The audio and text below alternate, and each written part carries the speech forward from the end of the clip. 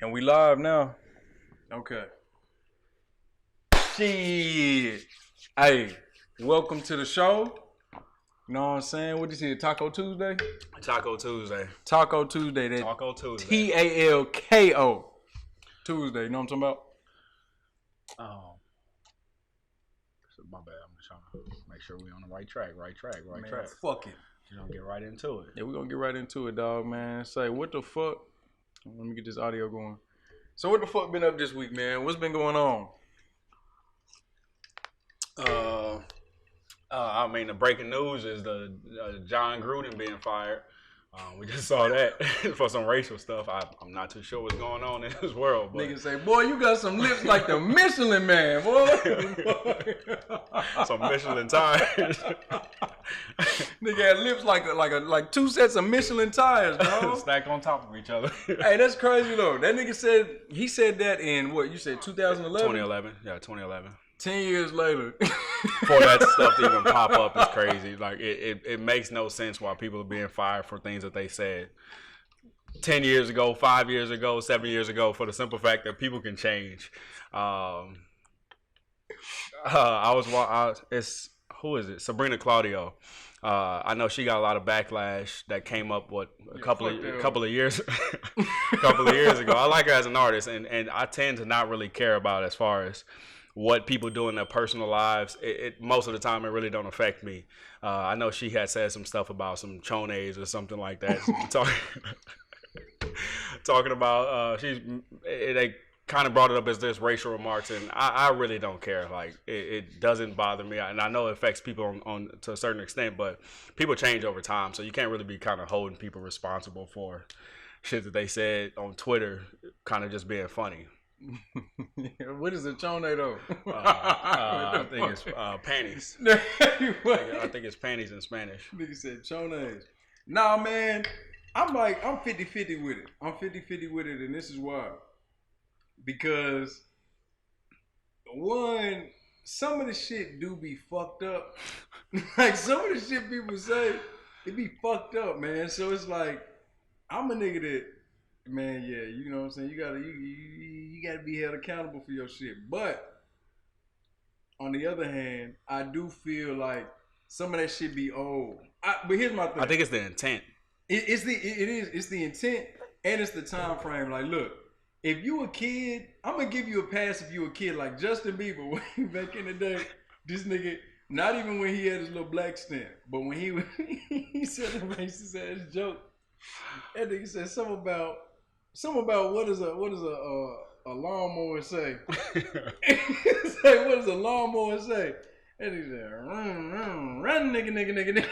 It's like, what the fuck? I don't remember. Oh, bro, it was a video for it. And it's like, I mean, but at the end of the day, that was back in like 2006, 2007. We were saying some crazy stuff. Hey, when I was a kid, we used to do this one chant.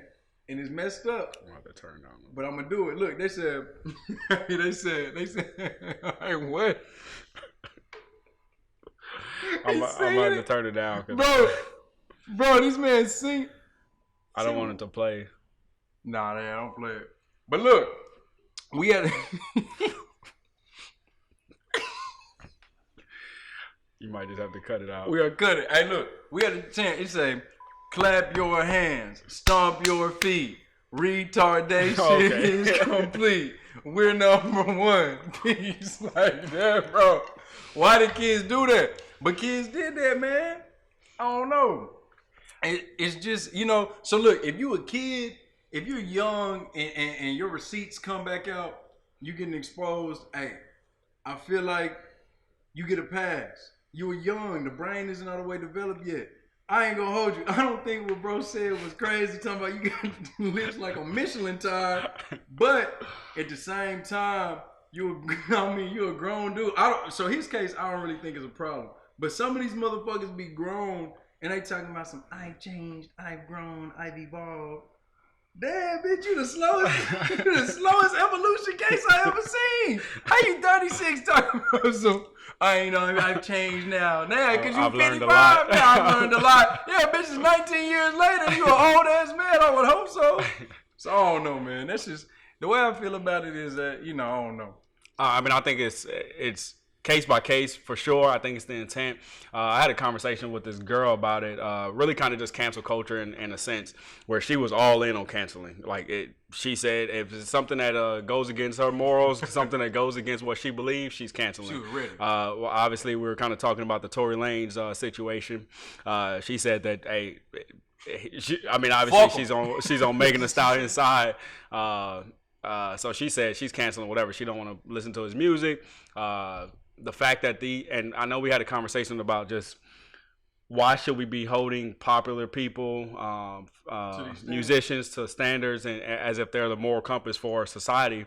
And she said there's just a role. It's a role that you have to accept whenever you become extremely popular in this world, that you have to accept the responsibility that there are people kind of looking up to you. There's kids looking into your life. So you should be kind of thinking about that. And I was like, I mean, it just depends, right? Future doesn't care what kids think. He's the kind of the number one example of some toxic shit. So he don't care what kids think. He doesn't really care what other people think, because he's not here to be a role model. That's Charles Barkley. He's not a role model for everybody.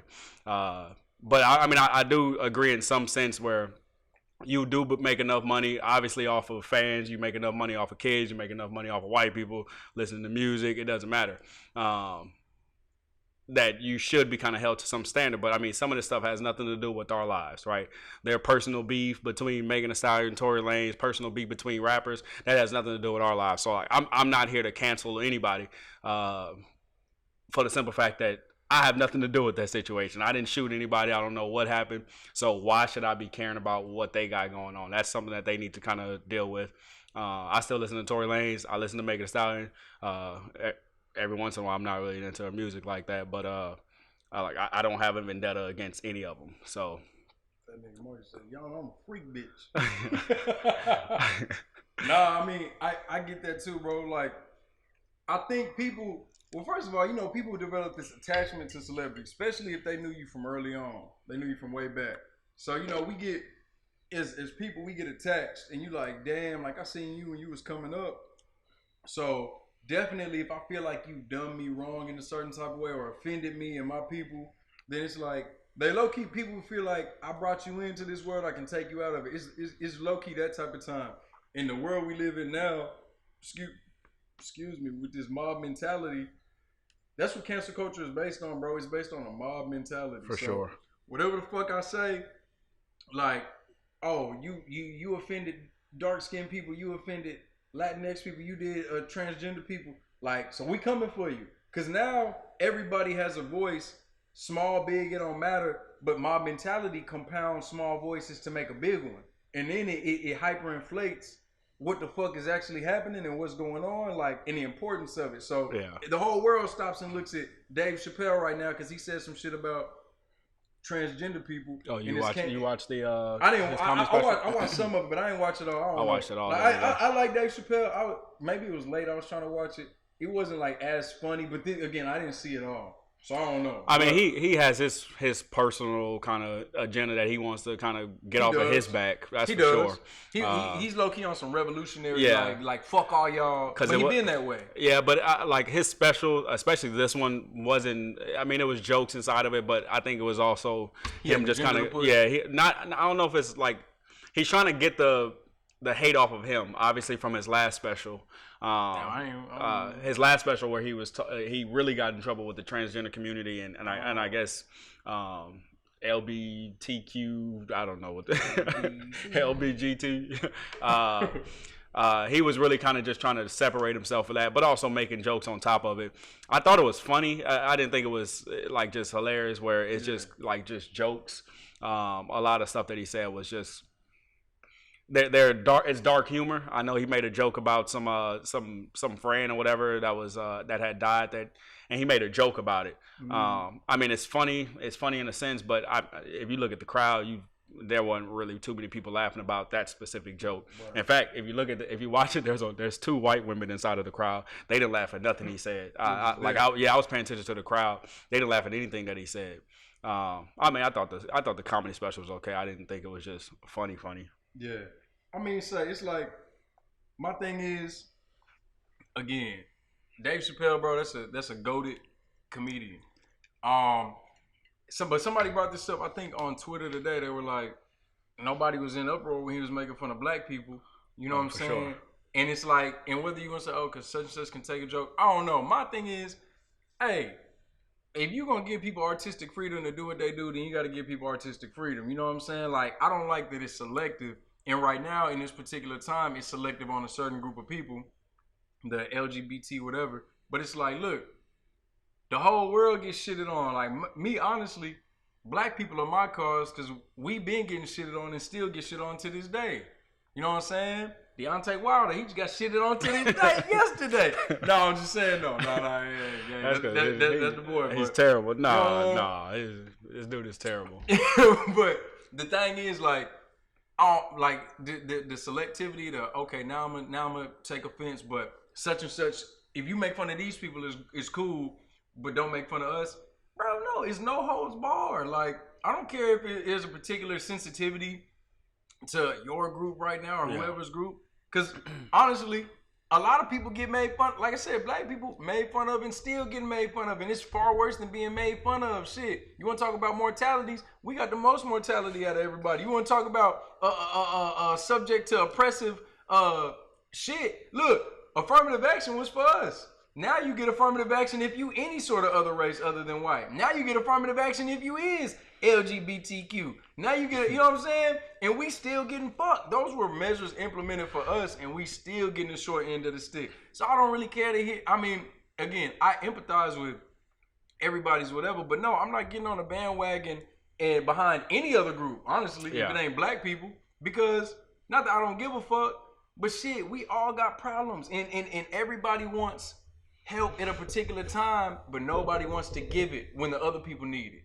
You know what I'm saying? So that's my problem with it. So I'm just like, hey, again, I don't think I found his special super duper funny, but Dave Chappelle's a goated comedian, and I like when the shit just be, I ain't gonna say lighthearted. I'm cool with his dark humor too, but I like when he just be in his bag, you know, and he no holds barred. Everybody can get it. Yeah, I mean, I think like I don't have an issue with anybody. Like I don't care. Transgender doesn't bother me. You can do whatever you please. Like, but as far as just trying to oppress me for not believing in what you believe in, that's the issue that I have. Yes, I'm not gonna bother you on a personal level. I'm not gonna be mean to you in any way just by what you are. Like that's what you identify what you as. like and what you believe. Yeah, in. It's just don't try to oppress me because I'm not. I'm not 100% saying, hey, look, this is what I support. I don't have to see it your way. Yeah. I don't have to see, like, I don't have to believe in and see things your exact way for us to, like, get along and coexist. Past that, past coexisting, for me to respect you, I do not have to see things your way. Mm-hmm. I will still respect you. You still have my respect. Like, that's fine. Just respect me too. Like, and this is the thing, even with, like, and this is more touchy, but hey, fuck it. Fuck it. Even with this pronoun stuff. Look, honestly, I don't really mind calling somebody what they want to be called. If you a dude and I know you want to be called she, I mean, fuck it. Like, if I'm with you and that's what you want, I'll call you she. Like, it's cool. But at the same time, you can't expect me, if I believe that not gender but sex is assigned at birth, and it's, you know, a part of beliefs to know that if you're born a man, you just born a man. And you can be as feminine as you want to be or take as much estrogen or whatever, grow titties, squirt milk. I don't know. Like, you can do that, and that's cool. There's no problem with that. But, like, if you were born a man, to me, you're a man. But that doesn't mean I don't respect your choice. If you want to be a woman or, you know, portray yourself as a woman, because not everybody just wants to be a woman. Maybe they just want to, like, you know, dress like a woman or do whatever. Hey, that's your decision. Go for it. But my belief is that a man is born a man, despite if you wanted to be a woman at birth. And if known since you was 1.5 years old, you were still born a man. That's just the cause was that, hey, I'm born black. I'm a black man. If I wanted to be born something else, I can't go say, Can you identify something? I can't identify as Puerto Rican. I tried that in 5th grade. My 5th grade girlfriend was Puerto Rican. I wanted to have a commonality. I told my mama, hey, mama, I'm Puerto Rican. You know what they told me? No, the hell you ain't. Mama, daddy, sisters. Why you want to be Puerto Rican? You black. And I swear to God. That's how my mom was. I remember I kept, I mean, I was a huge Eminem fan growing up. Mm-hmm. And so no matter what it was, everyone kept making fun of me because, like, my favorite rapper was white, favorite basketball player was white. Right. I remember I was, I don't even know why I was backing George Bush. I had no clue what politics was in 6th grade, 7th grade, but I would say that if I needed to vote, if I could vote, I would vote for George Bush. And I remember my parents were, my mom was all on my ass for a while, just saying like, why are you always going after white people? I mean, I don't know. I mean, I don't know what I was going through. I think I was just into Eminem, but I didn't really kind of think of it as just white or black. I think I just care for George Bush because, to be honest, I don't even know. That shit was, nigga just bullshit. That shit was crazy. He said, fuck. He said, fool me once, can't get fooled again. You like little ad-libs and shit. And then once Eminem started making fun of George Bush, that's when I was like, oh, fuck George Bush. That's really kind of how my politics came apart. This nigga bullshit. But as far as just kind of switching the role, I kind of just want to talk about more some lighthearted shit, some fun stuff. For sure. I just moved back to Houston. I don't know. I mean, we got some people kind of know me, my followers, my friends. They know that I just moved back to Houston. Most people don't know kind of me and Will's story. We really kind of met each other a long time ago. I'm talking about 2003, 2004. Goddamn, back 3rd grade, 4th grade. That's damn near 20 years, bro. It's a long ass time. It's gonna be 20 years in a few years. For sure. And niggas feel old. I just had my birthday. I just had my birthday last week. I mean, to be honest, I don't feel too old, right? I'm 28. I actually feel real young. Young as fuck. I don't know what the fuck going on. But yeah, so I met Will 3rd grade, 4th grade. We went to Outley. Outley, is it elementary? Yeah, it was Outley Elementary. Over here on the southwest side of Houston. And then I kind of just kept up with them. I mean, we were talking about MySpace days. I had saw some posts on Instagram a while, actually like 2 days ago, about reliving MySpace days, coming home, making a little page, getting everything. Niggas thought they was coders back then. But yeah, so I kept up with Will just through MySpace, kept up with Will through, I guess the next one will be Facebook. Shit, I don't even know if you had a tag. You had a tag? No. You have a tag? I had a tag. I had a Black Planet. I had Zanga. I had MySpace. I had Facebook. Yeah, Black Planet. I had a Black Planet. Bullshit on Black Planet, dog. I had a Black Planet. I had, there was one called My Ghetto. What the fuck you was on?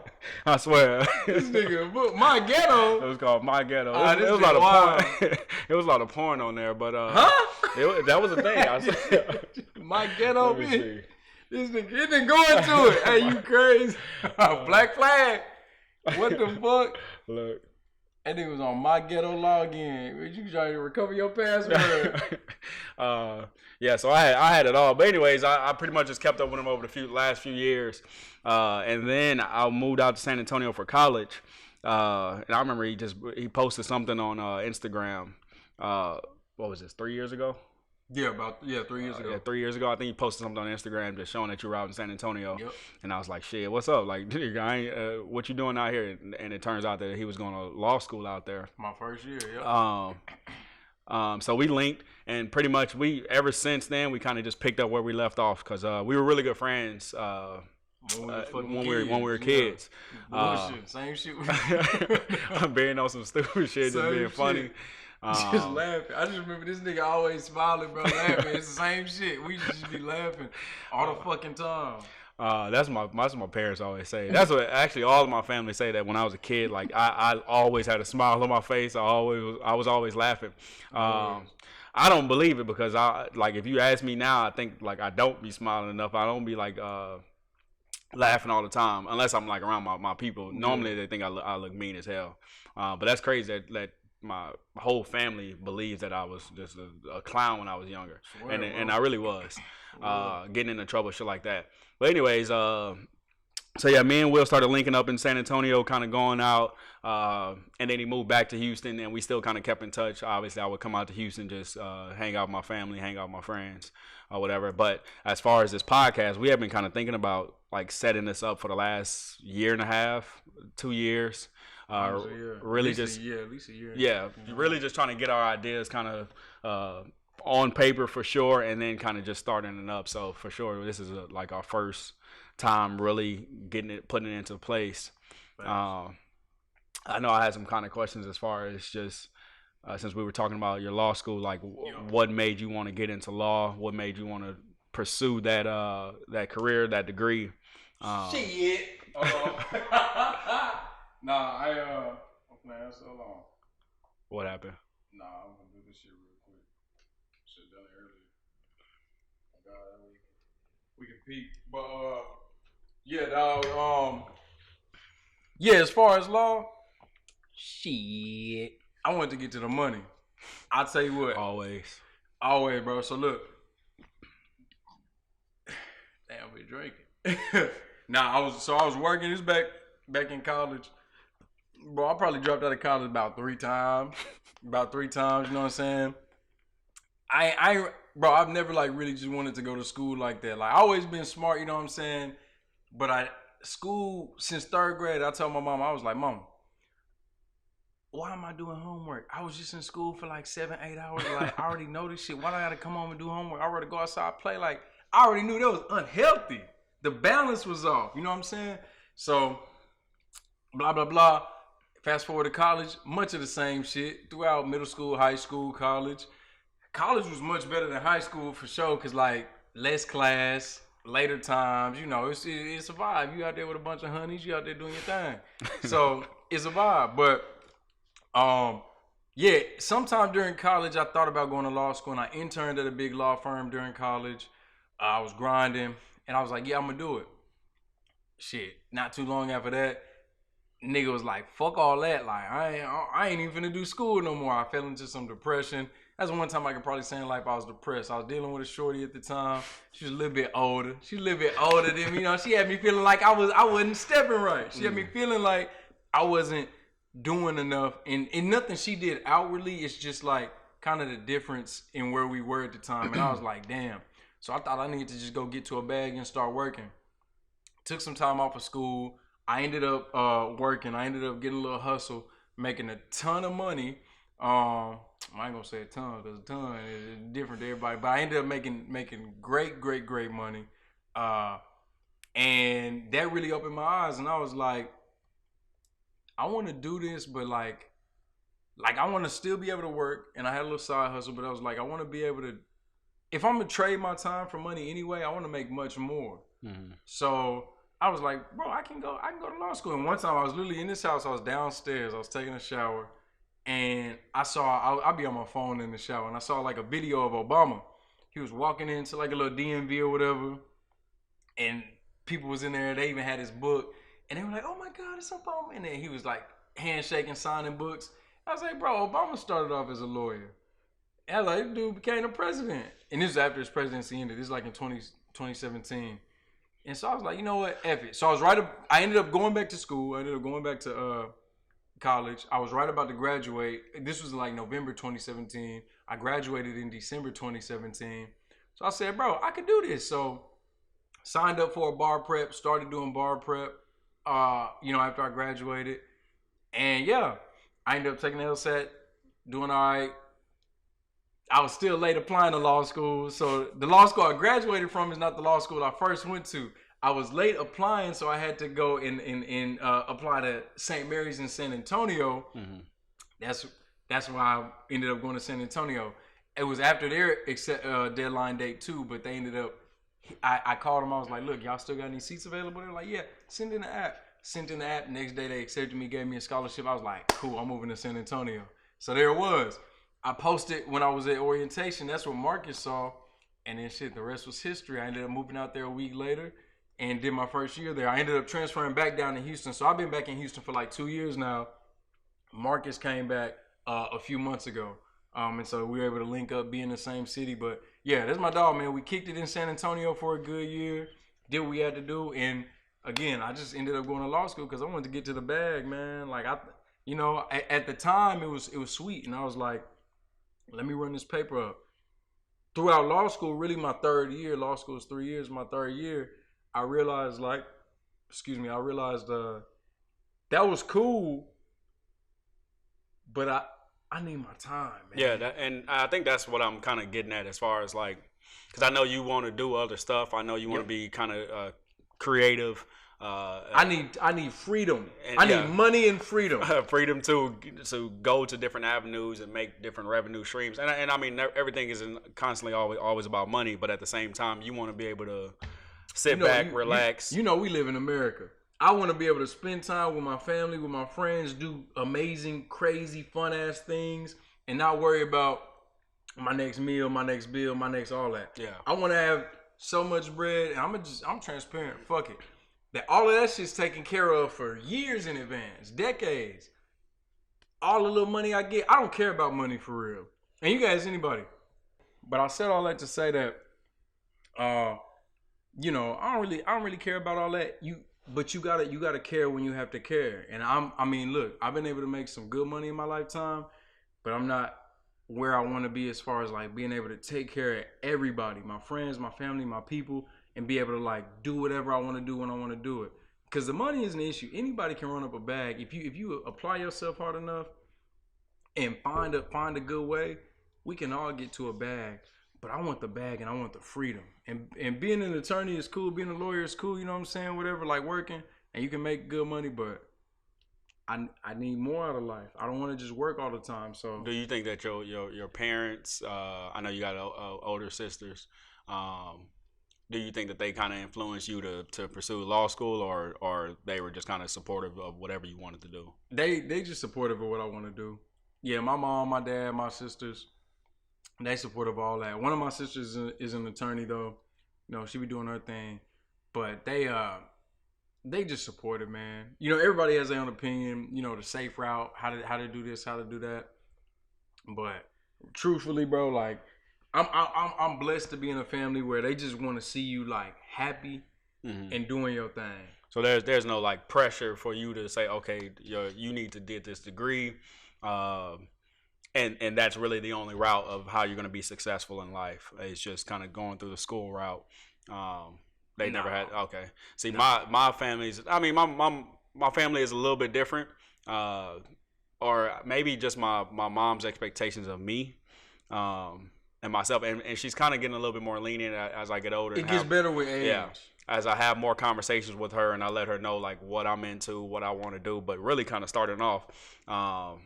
Since I'm really kind of the only one who really went to college. My brother had a little stint in college just for a little bit, but I'm really the only one who would pursue college, who wanted to go to college, wanted to get my degree. Yeah. And my mom was always like, oh, no, you need to get this degree, right? No, we weren't going to make it on the football field. We weren't going to make it on the basketball court. I mean, truthfully, she never really came to none of my games, and that ain't a diss to my mom. She just wasn't into it like that. Yeah, she was all about school. But yeah, she was always like, hey, this is the route that you needed to go. So I kind of had that pressure on me kind of growing up. I had that pressure on me, and I felt it when I was in college, like within the first maybe 2-3 years. I kind of had that pressure on me, and I really started to feel it maybe about 3 years ago, when I was really kind of in that balance of what exactly do I want to do? Do I want to just consistently pursue this degree? Because there's other things that I want to do out in life, and I keep trying to tell other people that me just sitting down, kind of completing this degree, isn't just something that I like.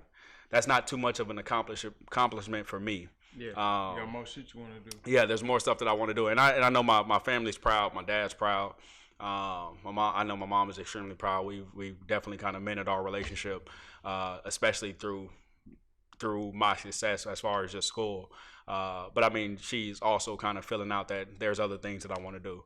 So now she's a little bit more supportive on that end, which it definitely feels good. It takes a kind of burden off of me. But yeah. No, that's a fact. Like I was gonna say, you asking me right now how it is, and through age, we get more wise. We get wiser. So our parents, they end up trusting us a little bit more because they start seeing, they might see their young selves in us when we're young, and they trying to steer us because they're older. But the older we get, we start closing that gap. So then they start seeing some of their older self in us, and they realize, and even sometimes we exemplify better qualities than they did at these ages. And they realize, you know what? They okay. Like, they all right. And that's what it was. Like, my dad back in the day, my mom, they used to, be telling me to get up and go to school. I had truancy. I mean, come on, dog. Like, I wasn't trying to go to school. I wasn't trying to do shit. I didn't like it. And my parents were like, bro, you ain't even gonna graduate. You know what I'm saying? They're like, you and keep this up. And probably so, like, just off the fact of truancy and stuff. But, like, I've always been, like I said, intelligent and being able to maneuver. But that's a fact. Like, I didn't like school. And they were like, bro, school is the way. Like, you got to, and that's true, at least finish high school. Like, and then go figure out what you want to do. But they didn't even think I was going to go to college for real. I ended up doing it and just surprising them and surpassing expectations and whatever. But that's because I got older and decided to do stuff for myself on my own. That's part of becoming a man. I decided to do that. When I turned 17, 18, I started being able to work for myself and get what I wanted to get. So, but as you get older, parents start seeing, like, you got this. Like, even if it's not super clear right now, they start believing the words and believing and seeing what you be putting out in the world, like seeing what you do. And so, yeah, like my parents, I know wholeheartedly they believe in me. Like, they know I'm gonna make some shake. If I choose to be a lawyer, if I choose to be something else, something great or whatever, like, they know I can do it. Yeah. But they gave me that belief when I was young too. Like, you could do anything. You know what I'm saying? Like, sure, we butted heads through our times growing up, but they told me that when I was 4 or 5 years old enough to understand it. And I took it and ran with it. Yeah. So even when we was butting heads off the strength of, like, me knowing that I could be whatever I want to be. I think you for sure, like, kind of have that vibe about you as far as, like, you can do whatever you want to do. And I think that you feel that you can be successful no matter what it is that you're getting into. And I'm almost positive it's a testament to how your parents kind of raised you. Like I said, my mom got 4 boys, and I know it's kind of hard on her. She just wanted to see one of us succeed. Yep. And I know she put a lot of kind of eggs in her basket, specifically on me, to make sure that I was kind of always on the direct path to some success. But I think she's starting to find out that, I mean, there's different avenues. Like, she's proud of my oldest brother, who really has his tattoo shop. I got to shout that out. That's my boy, Tattoo Ron. He got his own little tattoo shop. He finally set that stuff up, and he's been doing it for years. I mean, but growing up, like, we had no clue what this man wanted to do. He was the most talented dude I've seen do everything, no matter if it was sports, no matter if it was, like, just drawing. Teron could actually do everything. But, I mean, he was running into trouble. And most people kind of know Teron around Houston. But, I mean, shit, we had no clue really where his life was going to go. He finally kind of smoothed it out over the last few years. And I'm definitely proud of him because, like I said, he was all over the place. But now he got his tattoo shop set up. So my mom is kind of like, okay, well, he did that. He didn't really go to school route. That's something for him. But he's all right. Yeah, and he's living his life. So now she's kind of taking a step back and saying, okay, there's different ways that people can do stuff. But I know she doesn't want me to just give up on a degree. Which is I'm trying to find ways to balance both. Right. And that's cool. Like, that's the thing, bro. Like, parents, I've been saying this for years. They don't necessarily want what's best for you. They want what's good for you. And good often equates to what's safe. And we've been taught, go be a doctor, a lawyer, an engineer. Lawyer and engineer. You know what I'm saying? That's me and you. So that's what we're taught because it's a safe route. But the world is changing again. It don't stay the same. And where we are right now, the world is changing again. It's not enough to just go get a bachelor's degree right now.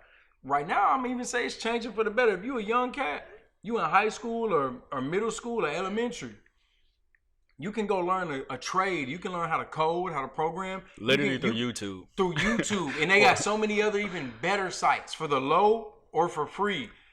Harvard, it's called like Harvard X or EDUX. Anyway, just type in Harvard X. They have free courses from how to program, how to do all kind of stuff for free.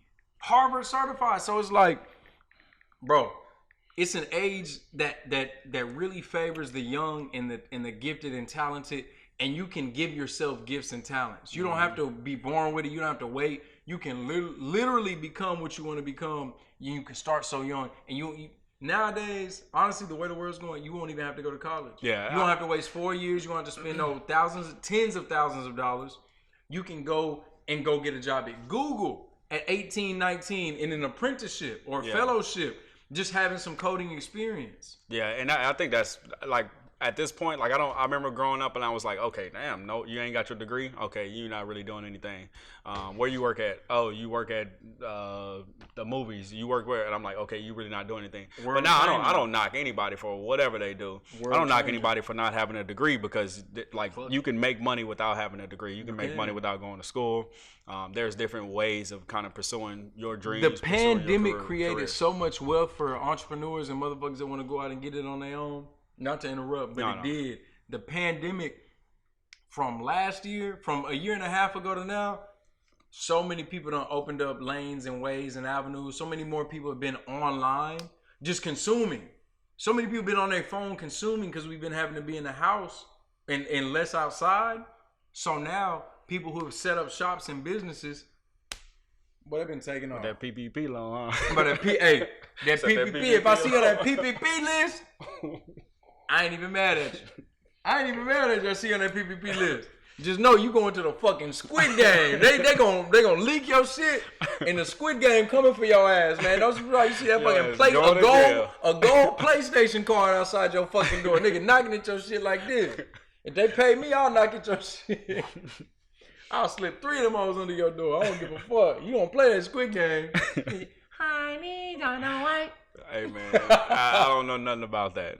I haven't watched the show, haven't been into it. It's just not something that I've been kind of interested in. I've seen all the memes. I still don't understand them. You don't understand shit. He looking at that hoe like, damn. Yeah, I'm just laughing because everyone else laughing. I have no clue what's going on. On me. Switching a little subject, you said something about there was a girl that you were messing with when you first got in college, went into some depression. I mean, this is the first time I'm hearing about it because I know you a cake, but this is the first time I'm hearing about this. Nigga bullshit. I ain't no cake. I'm a form. Yeah, okay. I'm a mud pie. If anything, I gotta have the mud, nigga. Nah, yeah. So look, that was mid college. That was like my junior year. Yeah. So girls crazy, man. I love women. Hold up, this is the J? No. Okay. Nah. Okay. This was after I met Jay.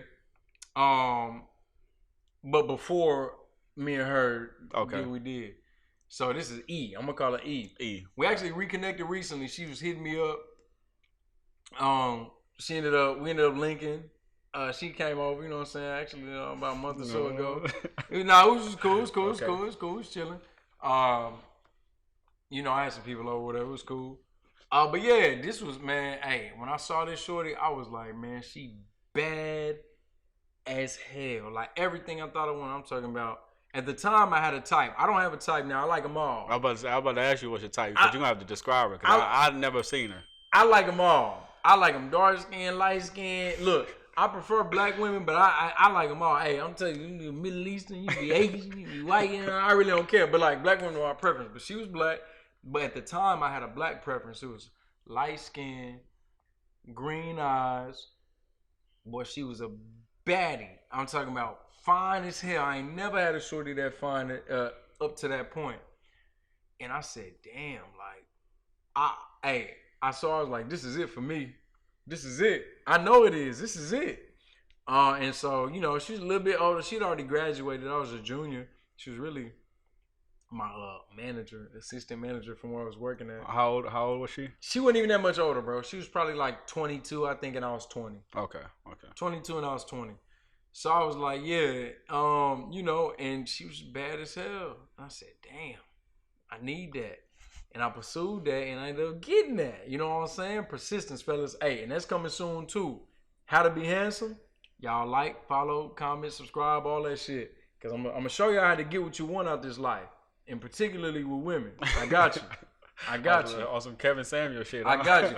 Better than that, though. Kevin Samuel. I'm gonna show y'all how to do it for real. Cause I think Kevin be dropping some good knowledge to men and women. These women not gonna like that. They not gonna like it though. Women not gonna like it. But I ain't gonna sit here and say everything he says is facts, because it's not. I'm gonna keep it a buck. Sure. It's not all facts. Some of that shit be a little biased. It be biased. It be charged, and it be slighted towards certain groups.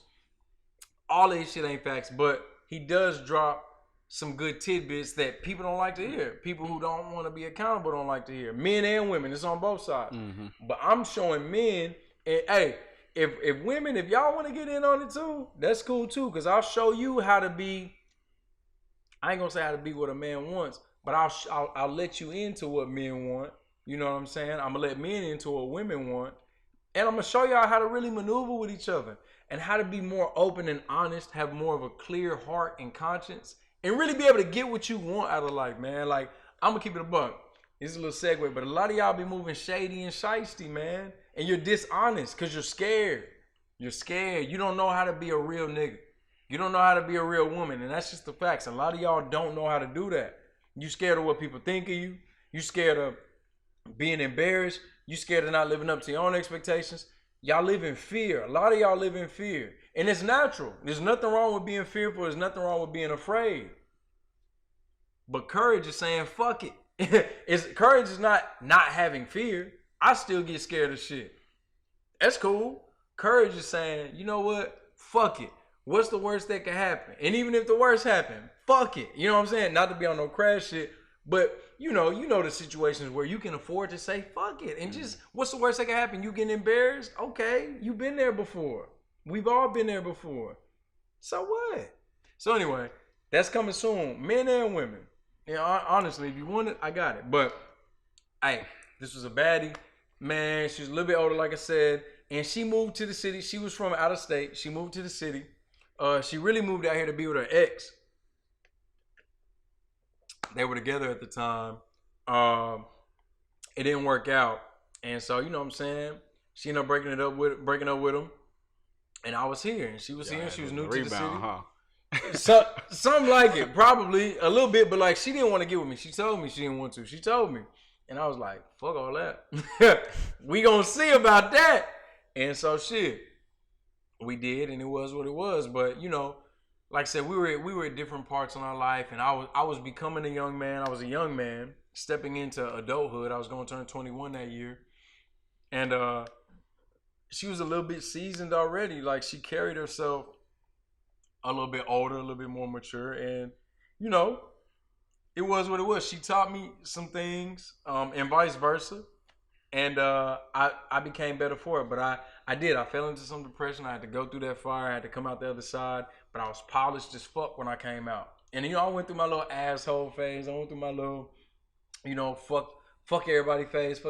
You know what I'm saying? It's natural. You got to go through your shit. But I came out more polished, more refined, and overall, most importantly, more honest. And so I'm a very honest person in my relationships or not even relationships. Like, honest with yourself or honest with women? Both. Okay. Myself and women. I know what I want. I know what I want out of a woman, and so I let women know what they getting into when they get with me, and I tell them what I want. And if you can't be that, you can't be that. But that don't mean we can't link. That don't mean we can't have fun. It's just I'm knowing that you're not what I want long term. But we can still date. I still take you out. We can still go have fun because I don't give a fuck. Like, I like that shit. I like going out, going on dates, having dinner, going to the movies, whatever. Fuck it, going somewhere fun, just having fun, going out together. That shit cool to me, man. I'm comfortable where I am in life, and I know what I want, and that's just how I move. So nothing's gonna sway me. Nobody's opinion of me. Nobody what somebody else wants. It ain't gonna sway me because I'm good. I'm good where I'm at. So that's my thing with women. That was my shorty back then. And, you know, it's kind of where I am now. What about you? How was your college with the ladies?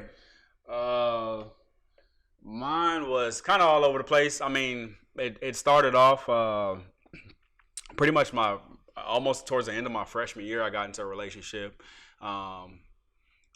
with my ex. One of the, I guess, the main ones. If I'm talking about my ex, it's two people. And I mean, her name is Mia. that started off my that started off my the end of my freshman year. We were cool. Like I think I met her I met her through a friend. Damn, I just remember what happened to him. But anyways, I met her through a friend, and that was cool. He put me on. He brought her to like this. I think I was hosting an event or like some Super Bowl party, because this is when the Ravens were playing the Patriots, I believe. I think in 2011, 2012. Yeah, with Aaron Hernandez on the team. Anyways, yeah, we met. She came to my party, and then I seen her again at the rec. She was working at the rec. I talked to her, and I was nervous as hell because I really didn't I grew up thinking that I was ugly as hell. Like, no bullshit. I grew up really just thinking I was ugly. I got older brothers. I seen my older brothers get girls all the time. And it just never trickled down to me. So I was never really just out here talking to women.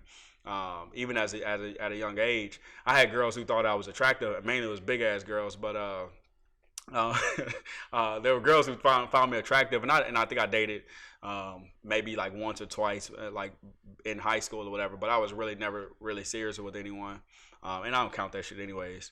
So yeah, I met Mia at the rec, and I was really just talking to her for a little bit, and then the next year we ended up actually moving in together. And I know I don't discourage anyone from doing that. I know people are like, oh, y'all are young, y'all shouldn't have did that. I don't encourage it or discourage. If you can do whatever you please. I thought that was the right thing for us to do at that moment. And in hindsight, it probably still is, or it probably still was. So we moved in together like my sophomore year, and we pretty much had a really good time.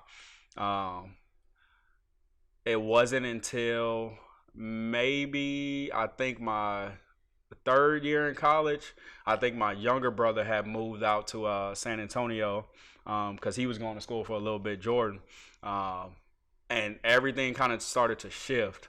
I started looking a little better. I started getting swole, and I started gaining attention. And especially since me and Jordan were both out there, like girls would like want to hang out with us. They were, hey, what you and Jordan doing this weekend?